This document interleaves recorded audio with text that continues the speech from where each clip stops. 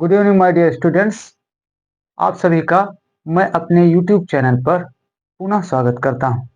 आज हम नरेशन का बिल्कुल जीरो से एकदम अच्छे से स्टडी करने वाले हैं, क्योंकि जब तक हम बेसिक से किसी चीज़ को अच्छे से स्टडी नहीं करते हैं तब तक वो हमारे माइंड में क्लियर तरीके से फिक्स नहीं हो पाती है। इसलिए हम आज एकदम जीरो से लेकर और class by class advance level तक आप सभी बच्चों को लेकर चलेंगे। तो अब स्टार्ट करते हैं। जैसे कि पहला क्वेश्चन है कि डायरेक्ट स्पीच क्या होती है। यदि आपसे कोई पूछेगा तो क्या बताएंगे?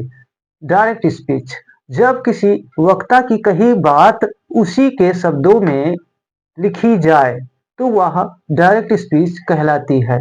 वास्तव में नोट ये बात आप याद रखेंगे, हमारी जो भी डायरेक्ट स्पीच होगी वो हमेशा इनवर्टेड कॉमा के अंदर ही रहती है, इनवर्टेड कॉमा के अंदर ही लिखी जाती है।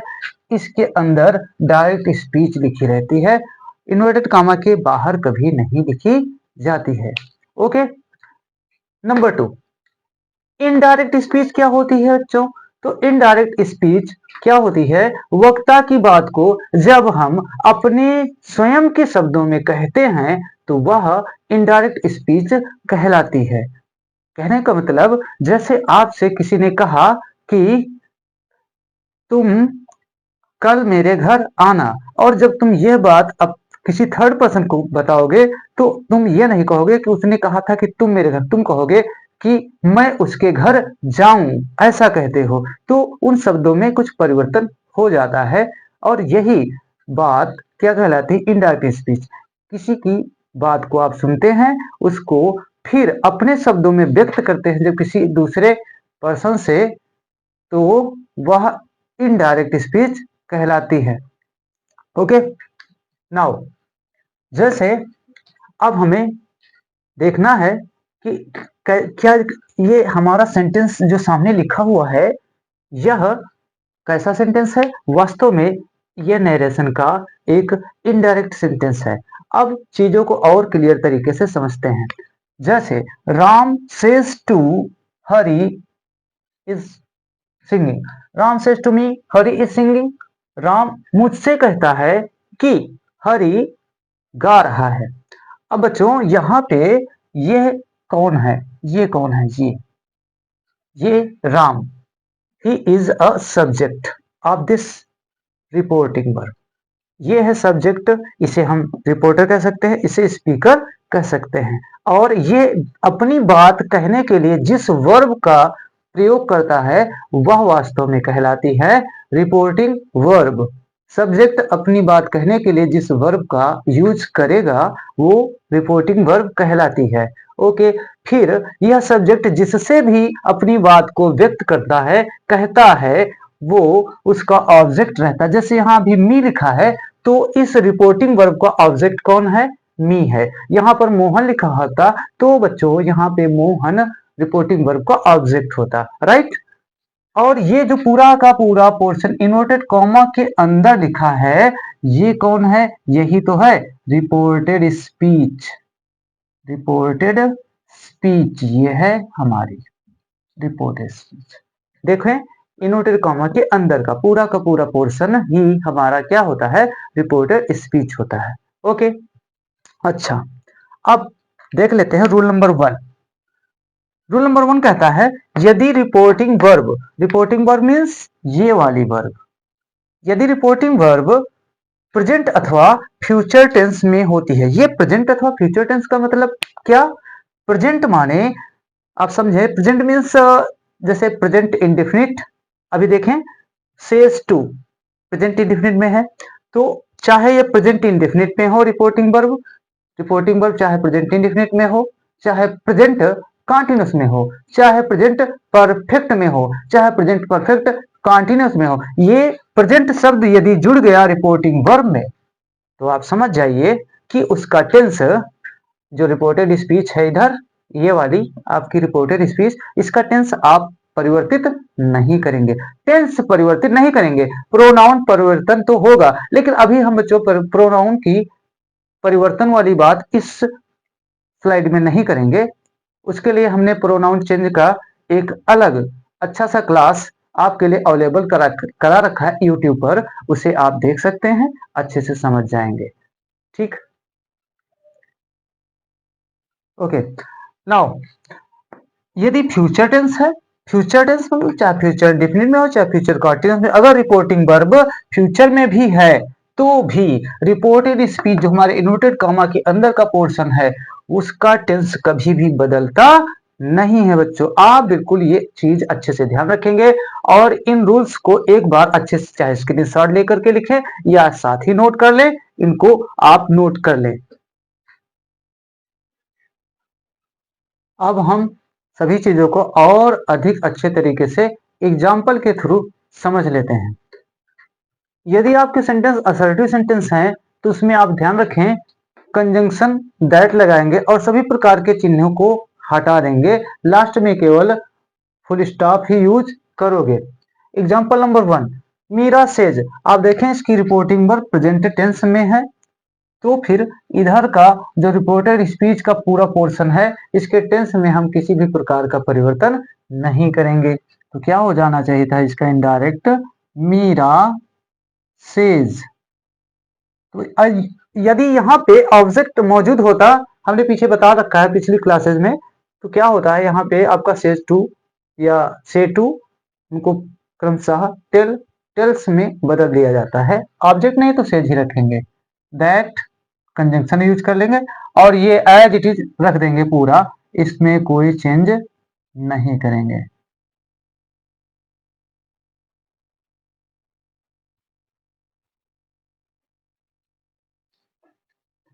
ओके, एग्जाम्पल नंबर 2, देखिए यहाँ पे आपकी बार रिपोर्टिंग वर्ब फ्यूचर टेंस में है। हमने बताया यदि रिपोर्टिंग वर्ब प्रेजेंट टेंस या फ्यूचर टेंस में है तो फिर रिपोर्टेड स्पीच के टेंस में कोई भी चेंज आप नहीं कर सकते हो। इसका इनडायरेक्ट बना दीजिए, दे विल, यहाँ पे ऑब्जेक्ट मौजूद है तो फिर से टू को टेल कर देंगे, they will tell me that Ram, चूंकि टेंस में परिवर्तन होना नहीं, पूरा वैसे ही नोट कर दीजिए,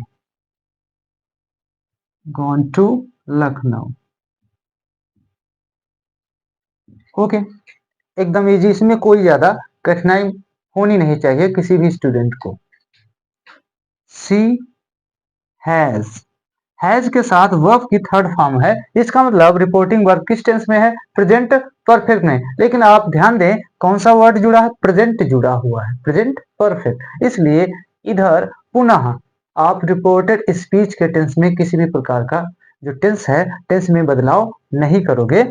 सी हैज said to, तो she has told, said to को told him that they have killed a man। इस तरीके से बहुत सारे एग्जाम्पल्स हो सकते हैं जिन्हें आप आसानी से इन रूल्स को याद रखते हुए इनका इनडायरेक्ट एकदम इजी वे से बना सकते हो। ओके, अब हम सीखेंगे यदि हमारी रिपोर्टिंग वर्ब पास्ट में होती है तो फिर क्या करेंगे, कैसे कैसे हम सेंटेंसेस में परिवर्तन करेंगे। देखें, यदि रिपोर्टिंग वर्ब पास्ट टेंस यानी सेड या सेड टू है तो फिर उनको हम निम्न प्रकार से, इस सारणी को हमने पिछली स्लाइड में भी अच्छे से समझाया है, उसको आप पहले वॉच कर लें, ज्यादा बेटर होगा, अदरवाइज मैंने यहाँ भी फिर से मेंशन कर दिया ताकि आप अच्छे से समझ पाए। जैसे कि देखो यहाँ प्रेजेंट प्रेजेंट प्रेजेंट प्रेजेंट और इधर पास्ट पास्ट पास्ट कॉमन बात है, एक लाइन में याद रखें, जैसा प्रेजेंट होगा वैसा ही पास्ट हो जाएगा, जैसे प्रेजेंट इंडेफिनिट है तो पास्ट इंडेफिनिट हो जाएगा, प्रेजेंट कंटीन्यूअस है तो पास्ट कंटीन्यूअस हो जाएगा, प्रेजेंट परफेक्ट है तो पास्ट परफेक्ट हो जाएगा, प्रेजेंट परफेक्ट कंटीन्यूअस है तो पास्ट परफेक्ट कंटीन्यूअस हो जाएगा। यदि पास्ट इंडेफिनिट हमारा है, इनवर्टेड कॉमा के अंदर यानी कि रिपोर्टेड स्पीच, तो फिर उसे और ज्यादा पास्ट परफेक्ट पे ले जाओगे, बस इतना, इससे ज्यादा पास्ट नहीं कर सकते। पास्ट कंटिन्यूस है तो पास्ट परफेक्ट कंटिन्यूस हो जाएगा। पास्ट परफेक्ट और पास्ट परफेक्ट कंटिन्यूस को आप चेंज नहीं करते हो। विल है तो वुड हो जाएगा, शैल है तो शुड हो जाएगा, कैन है तो कुड हो जाएगा, और मे है तो माइट हो जाएगा। और अगर डायरेक्ट स्पीच में पहले से ही ये मॉडल्स मौजूद हैं तो फिर उसमें आप कोई चेंज नहीं करोगे। ओके,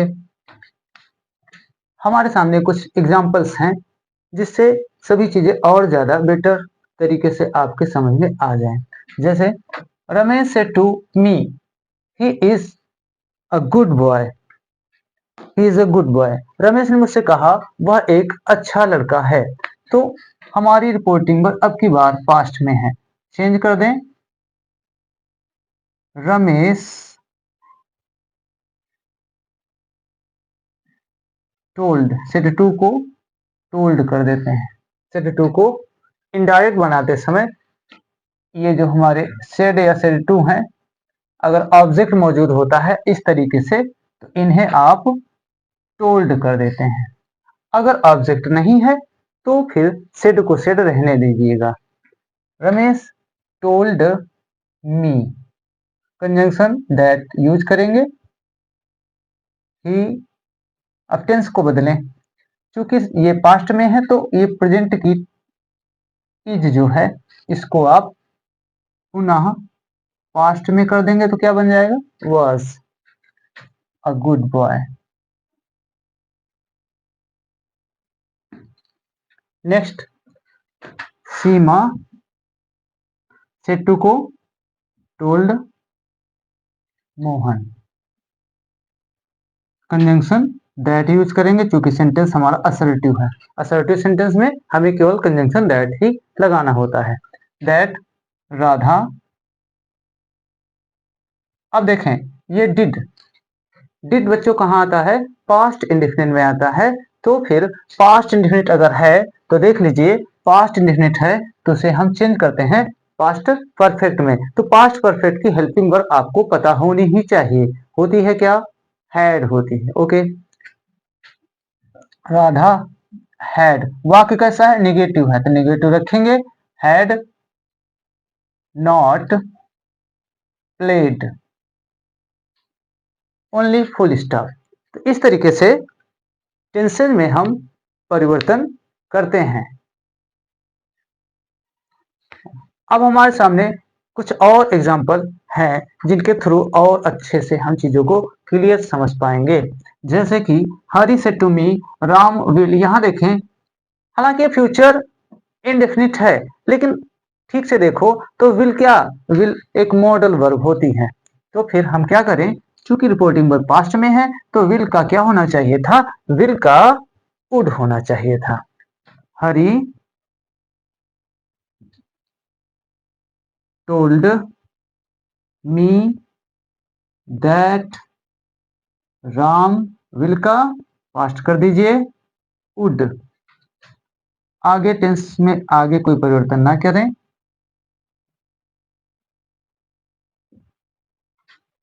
ऐसे ही नेक्स्ट सेंटेंस को भी इनडायरेक्ट स्पीच में चेंज कर लेते हैं। सी सेड, चूंकि इसमें ऑब्जेक्ट नहीं है तो इसको टोल्ड नहीं करेंगे, कंजंक्शन दैट।